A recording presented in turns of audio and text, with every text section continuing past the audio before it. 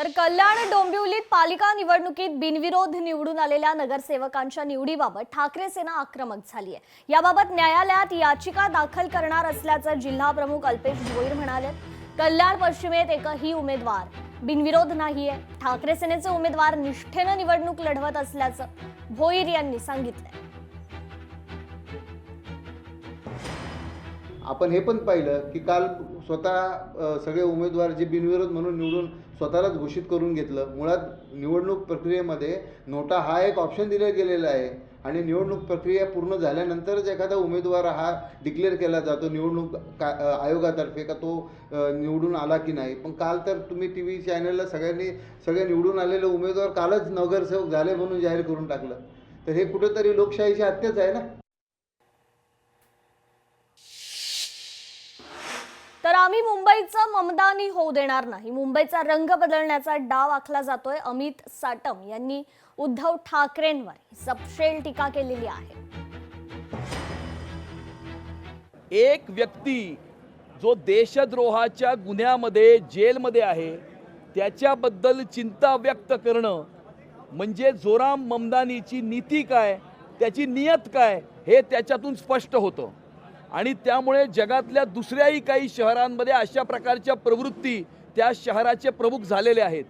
आणि आपण बघितलंय की मुंबई शहरामध्ये उद्धव ठाकरेंच्या प्रचार फेरीमध्ये पाकिस्तानचे झेंडे फडकले होते। बॉम्बस्फोटाच्या आरोपींनी त्यांचा प्रचार केला होता। पाकिस्तान जिंदाबादच्या घोषणा देणाऱ्या रशीद मामूला त्यांनी पक्षामध्ये निमंत्रित केलेलं आहे आणि मॉलेस्टेशन आणि फोर्जरीचे केसेस असलेल्या मुमतालीलाही त्यांनी आपल्या पक्षामध्ये प्रवेश दिलेला आहे। म्हणजेच उद्धव ठाकरेंना आपलं संपलेलं राजकारण पुन्हा एकदा जिवंत करण्याकरता, मतांच्या लांगुल चालण्याकरता मुंबई शहराचा रंग बदलण्याचा प्रयत्न ते करत आहेत। जनाची नाही तर मनाची तरी बाळगा, हर्षवर्धन सपकाळ यांनी निवडणूक आयोगावर ही टीका केली आहे। नार्वेकरांवर कारवाई करा, नार्वेकरांचे वर्तन गुंडासारखे आहे, हर्षवर्धन सपकाळांनी ही टीका केली आहे।